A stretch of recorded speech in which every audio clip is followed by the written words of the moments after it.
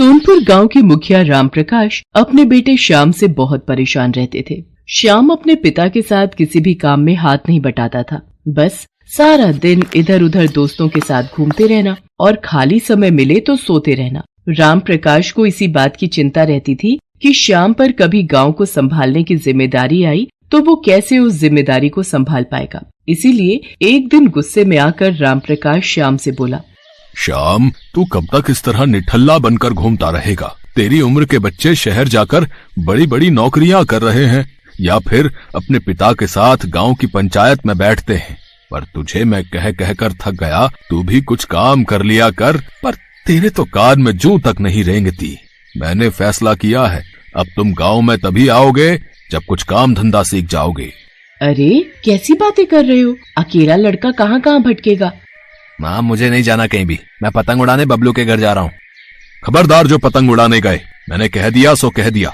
अब तुम कल सुबह काम की तलाश में जाओगे और कोई काम सीख कर ही लौटोगे।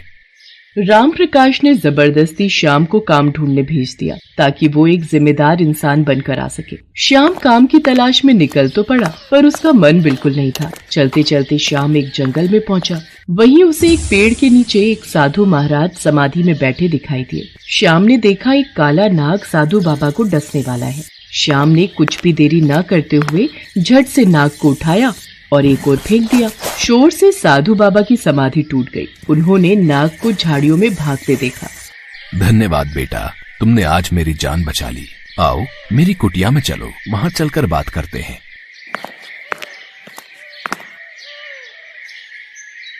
बाबा, आपकी कुटिया तो बहुत सुंदर है। ये तो बांस से बनी हुई है। बेटा, ये बांस की कुटिया मैंने स्वयं बनाई है। बांस को जोड़ जोड़ कर बहुत मेहनत से मैंने इसे तैयार किया है। बाबा, क्या मैं कुछ दिन यहाँ आपके पास रह सकता हूँ? हाँ हाँ बेटा, बिल्कुल रह सकते हो। श्याम उन साधु बाबा के साथ ही रहने लगा। वो साधु बाबा की बहुत सेवा करता था। वहाँ पर श्याम ने बांस से घर बनाना सीखा। एक दिन साधु बाबा श्याम से बोले, श्याम बेटा, अब मुझे यहाँ से दूसरे स्थान पर जाना है। अब तुम्हारा भी अपने गांव लौटने का निश्चित समय आ गया है। पर बाबा, मुझे तो मेरे पिताजी ने कहा था जब तक मैं कोई काम धंधा नहीं ढूंढ लेता तब तक मैं गांव वापस नहीं जा सकता। काम तो तुमने सीख लिया बेटा। तुमने बांस के घर बनाने सीखे हैं, वो भी बहुत मेहनत का काम है। अब तुम अपने गांव जाना और वहां पर तुम जल्दी ही बांस के घर बनाना शुरू कर देना। बस यही तुम्हारा काम है। एक दिन ये बांस के घर तुम्हारे बहुत काम आएंगे। श्याम साधु बाबा से विदा लेकर वापस गांव पहुंच जाता है और अगले दिन बांस मंगवाकर पूरे गांव में बांस के घर बनाने शुरू कर देता है। पता नहीं इस लड़के को मैंने काम धंधा ढूंढने भेजा था, पर ये तो बांस के घर बनाने में लग गया है। देखने में घर कितने सुंदर और मजबूत हैं। पर ये घर किस काम के? यहाँ कौन रहेगा? गांव में सबके अपने अपने घर, अपनी जमीन जायदाद है और ये फिजूल की मेहनत कर रहा है।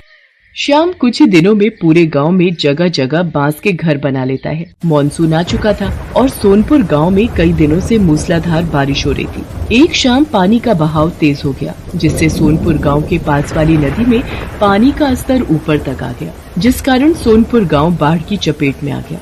सोनपुर के साथ साथ आसपास के बहुत से गाँव बाढ़ में डूब रहे थे। सोनपुर गाँव के लोग हाहाकार मचाने लगे। तभी उन्हें गाँव में बने बांस के घर दिखाई दिए, जो काफी ऊंचे बने हुए थे और उन बांस के घरों की छत तक बाढ़ का पानी नहीं पहुंच रहा था। पूरे गांव ने बाढ़ से बचने के लिए श्याम के द्वारा बनाए गए बांस के घरों में शरण ली। राम प्रकाश भी अपने बेटे श्याम और अपनी पत्नी के साथ उसी बांस के घर में शरण लेता है। बाबू, मुझे साधु बाबा ने बोला था कि वक्त आने पर ये बांस के घर बहुत काम आएंगे और आज हमारा पूरा गाँव बाढ़ की चपेट में आ गया है। गाँव में एक एक घर बाढ़ में डूब गया है, पर ये बांस के बने घर नहीं डूबे। हमारा पूरा गांव सुरक्षित है। हाँ श्याम बेटा, तूने तो सचमुच अपने गांव के लिए जो किया है वो मैं भी नहीं कर सकता। मुझे तुझ पर गर्व है मेरे बच्चे। कई दिनों तक गांव के लोग आराम से बांस के बने घर में रहते रहे। फिर सब कुछ ठीक हो गया। गांव वालों ने श्याम की बहुत तारीफ की। आसपास के गांव वालों ने जब इस बात को सुना तो वो भी बांस के बने घर देखने के लिए आने लगे। राम प्रकाश जी, आपका बेटा तो बहुत होनहार है। ये बांस के घर बनाकर उसने सचमुच आपके गांव को सुरक्षित कर दिया। हम चाहते हैं श्याम हमारे गांव में भी ऐसे ही बांस के घर बना दे, ताकि बाढ़ आने पर हमारे गांव वाले भी सुरक्षित रहें। जितनी भी लागत लगेगी वो तुम ले लेना श्याम बेटा, पर हम सब के गांव में तुम ऐसे ही बांस के घर बनाने का काम शुरू करवा दो। ठीक है, मैं कल से ही और लोग अपने साथ मदद के लिए ले लेता हूँ, और आप लोग चिंता मत कीजिए, मैं सभी गांव में बांस के घर बनवा दूंगा। भला हो उन साधु बाबा का जिन्होंने मेरे बच्चे को इतना मेहनती बनाने में मदद की। आप सही कह रहे हो। हमारे श्याम ने सचमुच बहुत अच्छा काम किया है। श्याम के द्वारा बनाए बांस के घर दूर दूर तक मशहूर हो गए। बहुत से गांव के मुखिया अपने गांव में बांस के घर बनवाने लगे। धीरे धीरे श्याम का बांस के घर बनाने का काम एक व्यापार में बदल गया और उसने इस काम में बहुत तरक्की की। श्याम ने मन ही मन उन साधु बाबा को धन्यवाद दिया जिनके कारण उसे ये सफलता मिली थी।